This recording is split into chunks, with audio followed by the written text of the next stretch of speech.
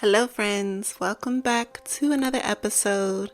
Today, we're just going to dive right in because I want to talk about rejection and specifically how rejection can affect you in different ways, but push you in different areas and really lead you to places that you never expected to be in. And that's kind of how I'm trying to see rejection as of lately. Like, I have had my fair share of rejection over the years, whether that be through modeling or dating or just opportunities that I've went out for that didn't come my way. I have my, fair share of rejection, which we all have. And I think sometimes, for me personally, I take rejection kind of hard, like there's something wrong with me.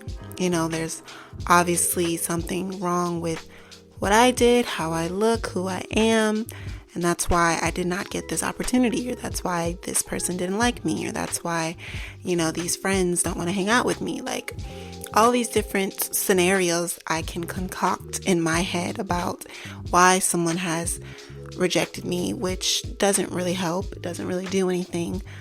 But recently, I have been introduced to this woman I'm forgetting her name, but she has a book out called The Gift of Rejection.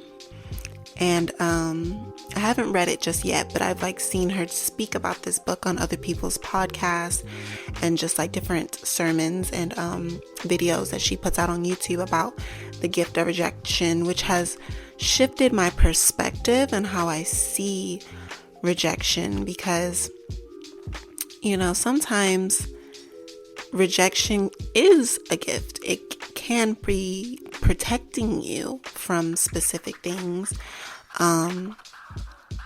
Sometimes they say that rejection is a blessing in disguise, right? Even though it never feels that way in the moment.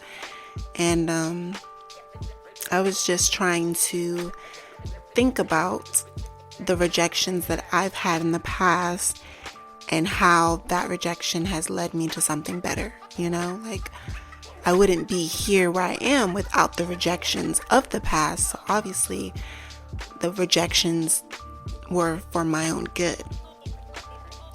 Something small I was thinking about, or not so small, you guys be the judge, but I was thinking about when I applied for college. One of the bigger rejections, or bigger moments of rejections, possibilities of rejections, I should say, that we could get is applying to different schools.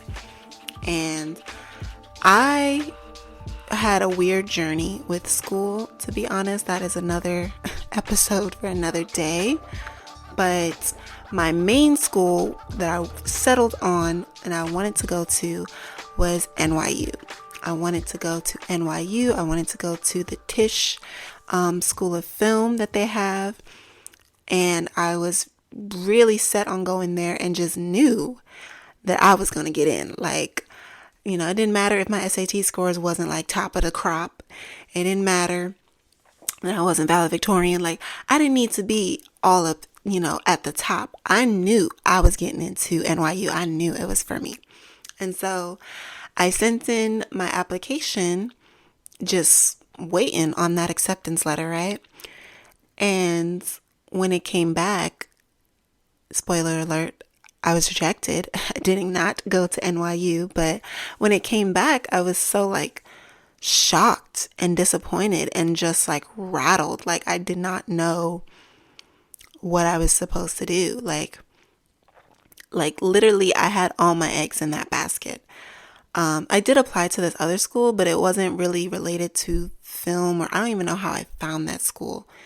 I think it just popped up and I was like, oh, I kind of need a backup plan, so I will apply here. But I don't think it had a film program, which is what I was interested in at the time. So I was like, all my eggs were in NYU and that basket had fell. So I was like, I'm not really sure where I was going to go.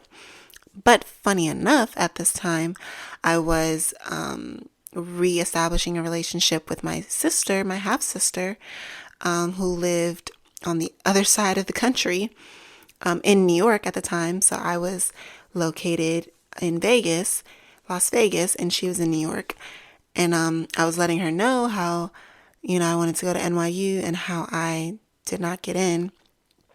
And she had recommended that I apply to the school that she went to, which was Brooklyn College, which was a CUNY school, which is like a state school, I guess, in other areas. I don't know how to exactly explain the CUNY system, but it's just a state college.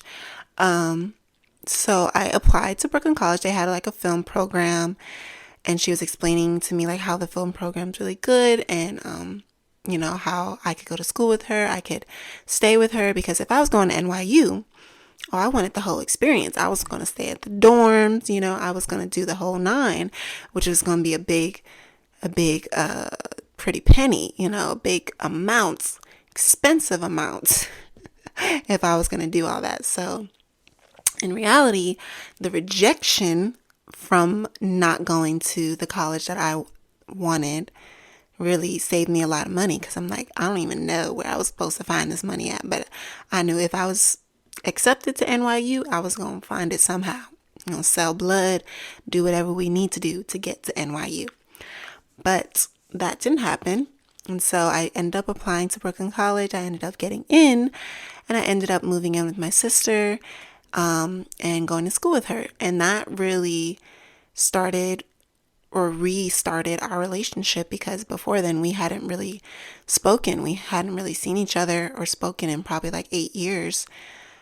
So it was really a rekindling, like being in the same house, going to the same school, doing like extracurricular activities together. Like we were doing the step team. We were both on the step team. Like it was just a cool time to like bond with my sister and learn more about my sister and my family out in New York. But I would have never had that. I'm pretty sure I would have never gotten that experience if I was at NYU. So the rejection of that actually steered me in a different direction. And it also showed me that I didn't want to just focus on being a director. Like I'm pretty sure the NYU program is really like geared towards directors, and like the production side of film. But I realized while I was at Brooklyn College that I more so enjoy the creative writing aspect, or even the editing aspect, because I liked putting together this story as opposed to like telling people where the camera is supposed to be, So it really helped me to kind of focus and narrow down and figure out exactly what I wanted to do inside the film industry. Again, something that I'm not sure, I would have gotten if I would have went to that other school. So it's a small example, but it really reminded me, like thinking about that really reminded me like, oh, rejection isn't all bad. Like, look, you got rejected from your dream college, but you rekindled a relationship with your sister, and she's like my best friend. You really figured out where in the story and film landscape that you want to land. Like, it wasn't all bad, Even most recently, like the rejection of relationships can really sting. And I just recently got out of a relationship, and the overall arching premise of us, splitting was that I felt rejected. I pretty much felt rejected in that relationship. And, during the whole process of that relationship, I was really trying to figure out what's wrong with me. Like, what is wrong? Why can't I be the one that you want? Like, it's just a whole bunch of just inner monologue on, why I was rejected. But, after getting out of that relationship and realizing like this wasn't really divinely orchestrated anyway, like God has other plans for the both of us, I'm realizing that this is an opportunity to not only take a look at myself and see what areas, that I've been neglecting by being in this relationship, what things in myself I need to work on, but also, when the time comes finding that proper partner for me that God has separated for me and put out for me. You know, like I was someone who kind of just rushed into being in a relationship because I wanted to be in a relationship.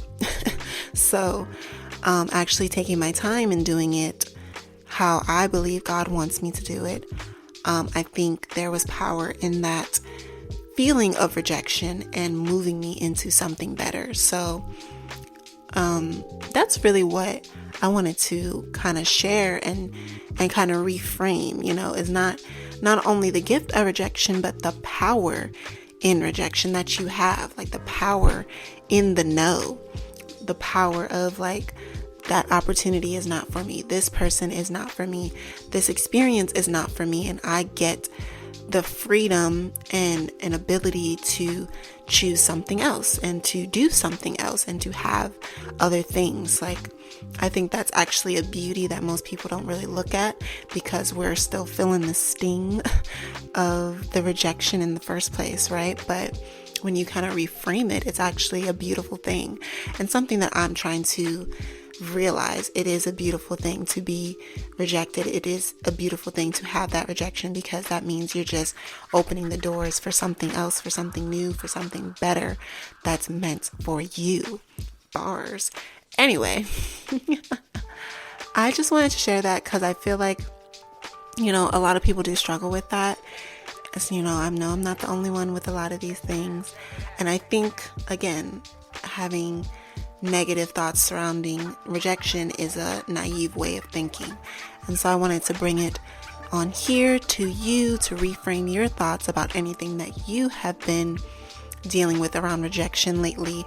Again, maybe it's that job interview, maybe it's your family who is rejecting you as a person or a relationship, friendship, whatever it may be. How can you reframe it and look at it differently to see the opportunity that's still there and waiting for you, the positive approach, the shift in perspective, really. So yeah, that's all I have for you today, friends.